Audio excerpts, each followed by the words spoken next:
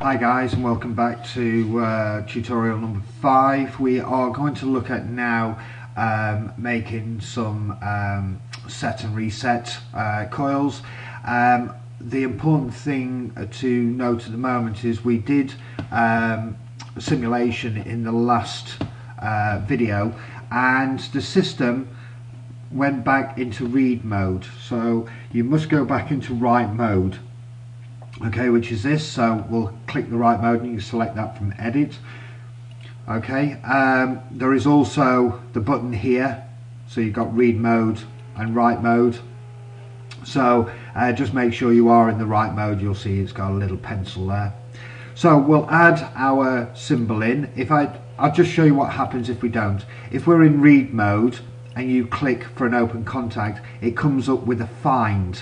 So it says, you know, you are now looking for something as opposed to writing something. You can also access this if you hit Control F, and if you press Control F you will get this up, and it says you can select what it is that you want to find, start from the top or the bottom, find options, your digits or multiple words, etc., and then just find next. Once it's found it, it highlights it in blue, and the find is complete because there's nothing else there. If I put in let's put in another one there. Oops, I need to write. I've done it myself, you see. I now need to go into write mode. If I put in a second X1 there, okay, and exit that and F4 it. If I now go Control F and I say find X1, find the next, and it's highlighted it in blue there. If I then click find next, it's highlighted it again, and if I do it a third time, it said there's no more, find is complete. So that's just a little editor. I've deleted that out now, and I've now got a gap, as you see. And if you click F9 and you don't need any comment here because it's a line, just click the OK and it fills the gap for us. Press the F4 and hey presto, we're done. Okay, so let's start by putting in another coil, another contact. Let's put it in as X2, and it's created a new line for us. And let's put in now that we want to set an output. Okay, now at this point you must use your F8. You simply type in set space and then whatever it is that you want to set. So let's put M10. Click the OK, and you notice now that we've got a set coil. Okay, if I do it again, we need to reset it. So let's say X3 is going to be our coil, is going to be our contact, and the reset is RST for reset, and then M10 because we want to reset this. We click the OK. Notice that I hadn't converted that first line just yet. It allows me to put in a few lines before I must convert, and I think the limit is about 4 lines and then you must convert. So I'll press my F4 and there we are, we're converted. So let's run it and check to see how it is. So we're going to have to put X2 and X3 into our entry data monitor, as we did in the last video. So first of all, we'll just allow it to get into its run mode. Any second now, there we go. So what we now need to do is I will just check if I've got my entry data monitor behind us. We haven't. So I go to online, monitor, enter data monitor, and there we go. We've got X1 and X2 in there already. We need X3, so I'm going to put in X3, register that one, and we need M0. Oh, we've already got M0. That's all right. We got M10 we need, so I must register M10 for our flag. Okay, so we cancel that.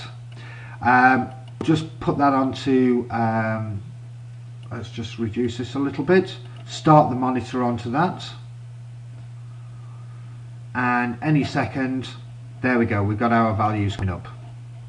So let's just move these pages a little bit so we can see what we're doing. So X2, when we hit X2, we want M10 to be set. If you notice at the moment, it's highlighted on the reset as M10 here on the reset. That's because we are set at 0, so therefore it has to have been reset. So let's first of all, let's go to X2, let's force it on. Notice that X2 has now gone high and the set has gone high, and if we then force F2 off, X2 off, sorry, close it, you notice that X2 has now gone off, but we've set M10. That's gone high. Notice that it's highlighted it in blue here and here, and that the reset highlighting has now been lost. Okay, to reset that, we need to effectively switch X3 on. So if we double click on here, and we'll just do a toggle for now, just to show you that that works. So we've now toggled it, so it's, let me just close that. Notice it's come on, and the reset has now reset that, and M10 has gone to 0 again. And let's just force that X3 off, close it again, and therefore nothing has changed except X3 has now gone off and the reset stays where it is at 0. Okay, so just, whoops, double click that by accident. So that's a basic set and reset coil. The difference is a standard coil is F7, the rounded one, and you've got an application instruction that it's called, which is the square brackets. Now I could, if I wanted to, I need to come out of that mode so that I can edit it again. And once that just finishes, it takes a second or two just to come out of it. Make sure, notice I've gone back into read mode by coming out of the simulation. I go back into write mode.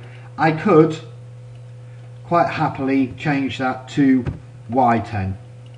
Okay, so it can be, it doesn't have to be a memory flag, it can be a physical output as well. Okay, F4, and we go into our monitor just to do this, quickly do this again, and I will add Y10 into our entry data monitor.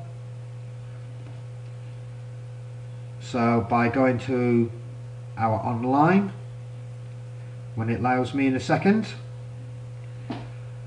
always takes a few seconds for this, but there we go. If I go into my monitor, entry data monitor, I can add in Y10.